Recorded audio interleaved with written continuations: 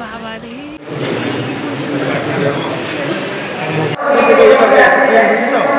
strong রুমে একটু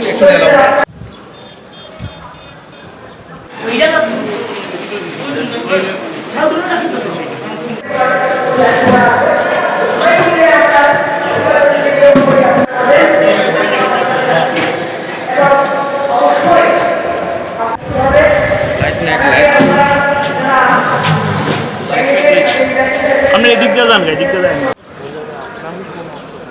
so painful মাই ওই যারা বেল